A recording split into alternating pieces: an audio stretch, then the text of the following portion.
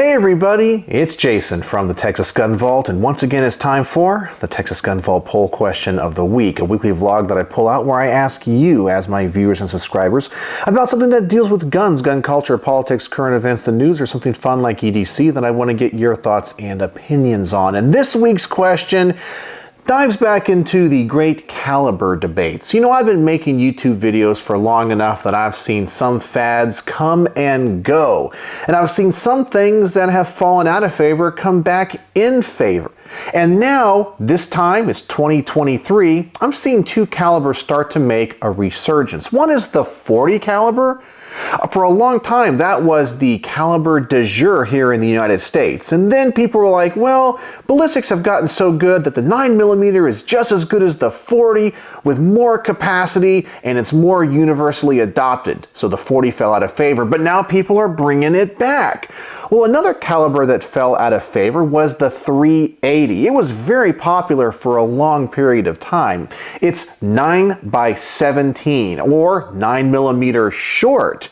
And people have been putting this caliber into smaller and smaller guns. But then we saw the advent of the subcompact micro 9s that were just as small as the .380s. And they were arguably more effective because 9mm is more powerful than .380. And then .380 fell out of favor, and everybody was saying, well, the .380 is about the limit for adequate self-defense. But lately, it's been making a big comeback, as I mentioned. We have Beretta coming out with the 80X. Now, this is my 84 FS, and there have been other guns that I have reviewed from companies like Carr and even Kel-Tec that everyone seems to love. Wow, it's small. It's in .380. It's not supposed to hit as hard as 9mm. It's better for deep concealment. And now we have all these new .380s. But I was curious what you guys are thinking now about the .380, and is it an effective round for self-defense? So that's what we're here to talk about. So with all that said, let's dive right in to this week's poll question. This week I was asked a question if I thought .380 was a good defense round. I know that many people think the .380 is inadequate and many others think it is the minimum anyone should carry. This debate has been going on for years, and as we all know, ballistic technology has only gotten better. So some think it has made .380 much more viable in today's world. In your opinion, is .380 an adequate caliber to carry in your CCW, or is it too weak and ineffective? And in the past, when I have asked people about the great caliber debates, I think I even had one of these poll questions, and what is the least impactful caliber that you can carry that's still good for self-defense? And of course, some people would say .380 is just too anemic. You got to go for the biggest thing you can carry at all times. But that's not always the case. After all, in Europe, even to this day, the .32 ACP and .380 have always kind of been the universal standards for personal civilian self-defense. And of course, we hear about all of the stories about people that have gotten killed with .22 long rifle and how those can be just as dangerous as the bigger centerfire calibers. Then we can go into the FBI data. I've seen people do the ballistics gel data on .380, and many of the modern loadings of .380 actually pass the minimum qualifications in the FBI gel tests. Now, many people say carrying ball ammunition is better than carrying hollow point ammunition because it adds more weight to the projectile, thus giving you better penetration. But that's not what we're here to talk about today. We're generally talking about the .380. And is it effective? And for some reason, some people are very passionate about this. We always have the macho people saying, if you're not carrying a .45 or something bigger, well, you are just going to die in a gunfight and you're asking to be taken advantage of. And then other people are saying, well, having something or anything is better than having nothing. And I see this going on all the time in my comment sections of my range reports where I review guns of smaller calibers.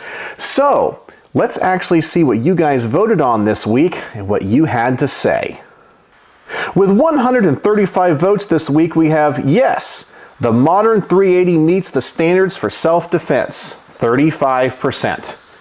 Yes, but only if you cannot carry anything more powerful, 41%. Neutral, It depends on the projectile and the manufacturer, 13%. No, it is too weak and would be ineffective, 11%. And something else, explain in the comments, 1%.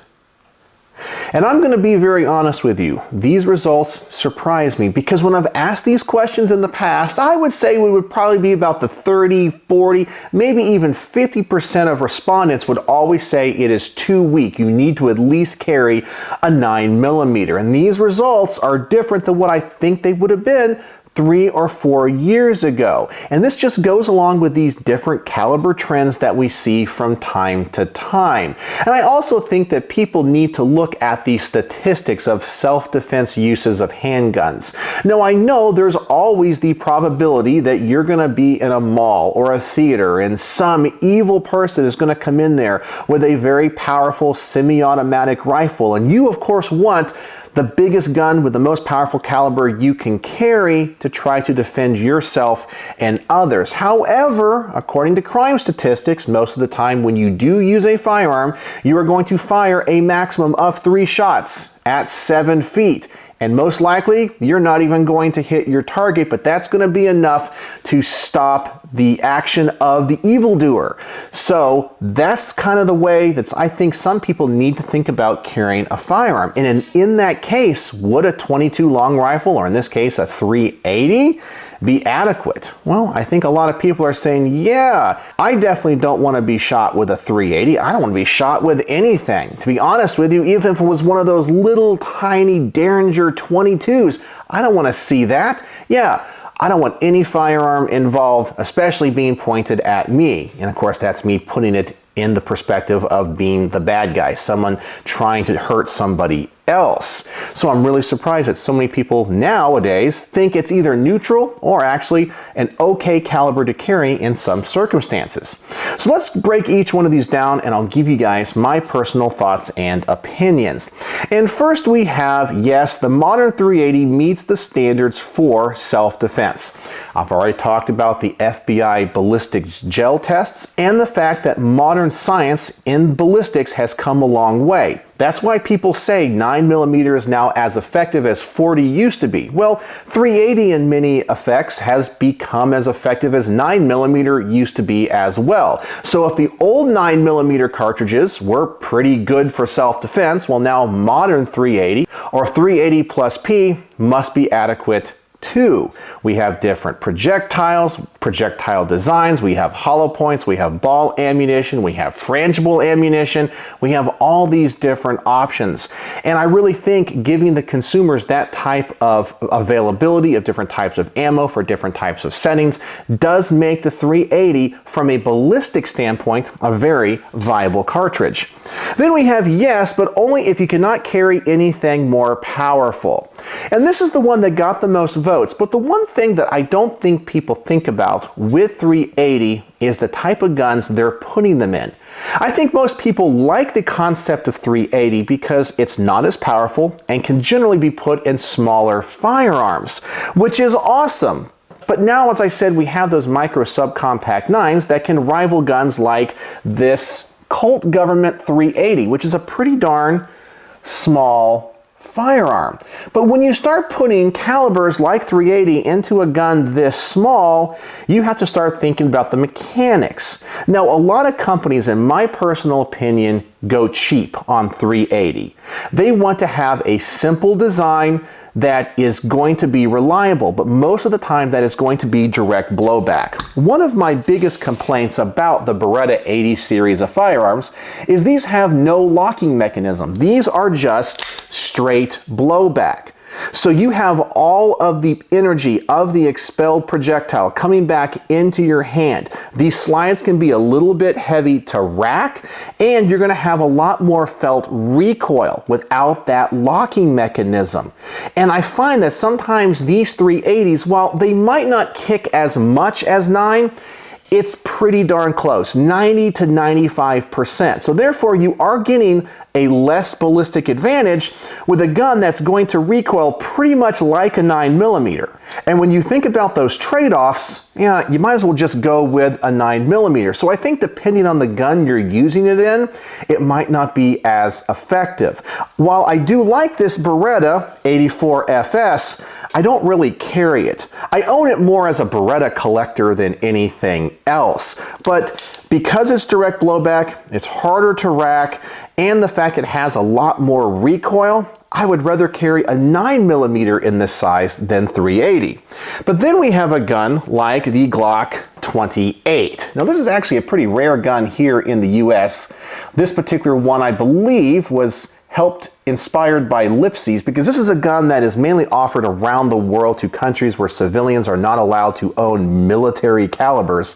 But they made a small run here in the US to get around our weird importation laws. But this one is a locking system, so it does have the Browning tilting barrel action. And when you fire this, it is definitely a lot softer shooting than, let's say, the Glock 26, which is the same size as this and the same capacity. But that locking mechanism does a great job. Another gun that has a locking mechanism is, of course, the Colt Government Model 380. They also have the Pocket-Like Mustang, which is this same gun, just a little bit smaller. And this also has a slight tilt to the barrel, thus slowing the action down. And these are actually a lot more comfortable. So for me, if I was going to carry a 380, I think the caliber is adequate enough, but you have to carry it in a gun where you get the advantages of a lower recoiling round. If you're going to use some of the other guns, and I can't remember exactly which ones off the top of my head, but I want to say the Car, or maybe it's the Keltec, those are direct blowback, but double check before you buy one or use one. My personal opinion is get one that has a locking mechanism, either the tilting action or something else. Not all guns that are direct blowback in 380, I think you're going to like to shoot. But double check, I don't remember off the top of my head which models those are. Then we have neutral. It depends on the projectile and the manufacturer. Yeah, and I think this is the one that I would probably vote for, because I have in my personal ammo collection that when I go to the range and do range reports, I have a wide variety of stuff. And I have discovered that different manufacturers load 380 quite differently. Maybe there's more of a variance than many other loadings of, let's say, 9mm or 40 or 45. I have some plus P, I have some hollow points, I have some stuff that's designed for defensive use that's loaded a little bit less, and I see and feel the impact of these rounds very differently when I shoot them in different guns. So I really think, especially based off of those FBI gel tests, you want to make sure you're using an effective 380. And as I said, I've heard people say the ball ammunition is the best because you're going to get the most penetration, which is what you would want in a defensive use, especially when you have a lighter grain projectile. Then we have no, it is too weak and would be ineffective. And I know why some people would vote for this. There are a lot of alpha personalities in the gun world. Even when I've asked people, is 45 a good self-defense cartridge? There are people that still say no because it's not 10mm, it's not 50 AE. You need something like 454 Casull. If not, you're not a man and you're not going to be able to defend yourself. There's always going to be those people. But I don't think those people that necessarily vote for this think about people that might have weak hands or might be elderly. Some 380s are really good for people that have weak hands. What is it? The Smith & Wesson MMP 380 Easy? I think that is a fantastic firearm for people that are elderly or older, weak hands, have arthritis, but need a gun that they could easily manipulate the slide on, easy to load. I think those are fantastic. So that's why I'm saying not everybody can carry those big calibers. And then we have something else explained in the comments. We only got 1%. So that's what I think about all these things and what I would have voted for. But now let's see what you guys had to say with this week's top-rated comments.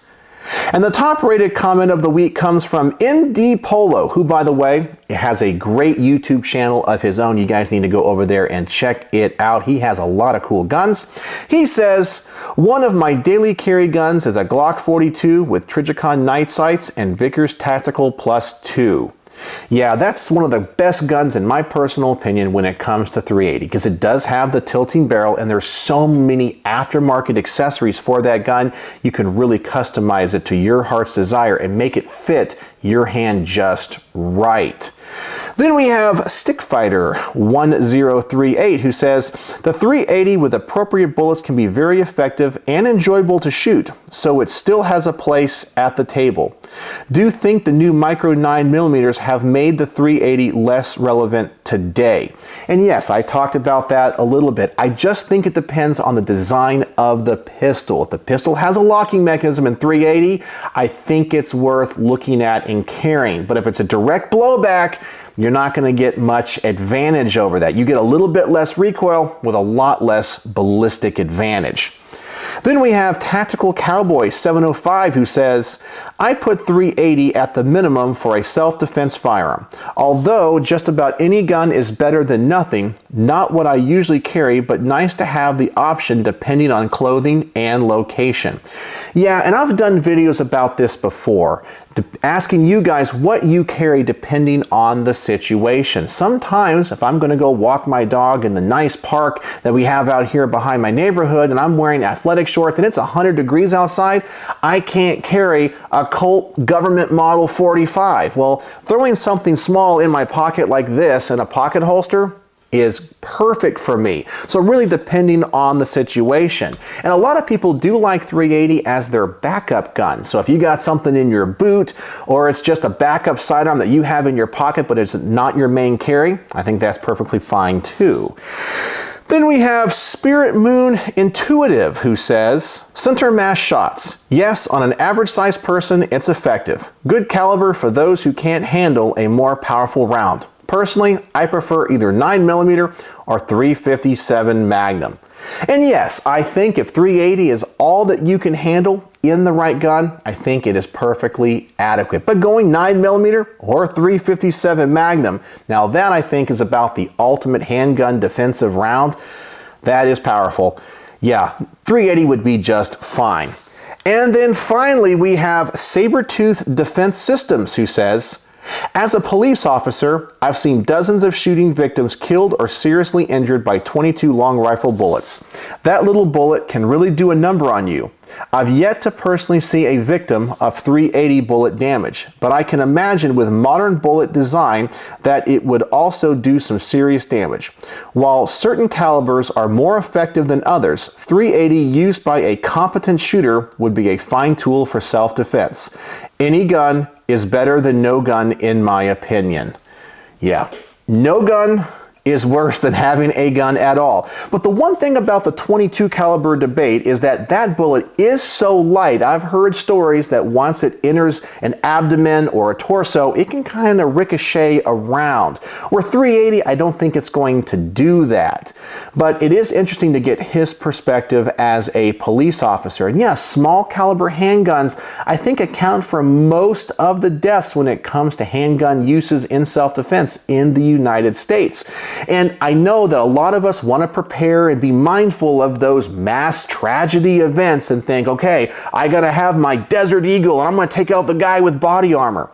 Most of the time, if you have to pull one of these firearms in self-defense, you're not going to be going up against somebody with a semi-automatic rifle and body armor. It's going to be something close up and personal, 7 feet and less, and you're going to fire just maybe 3 shots and most likely miss them.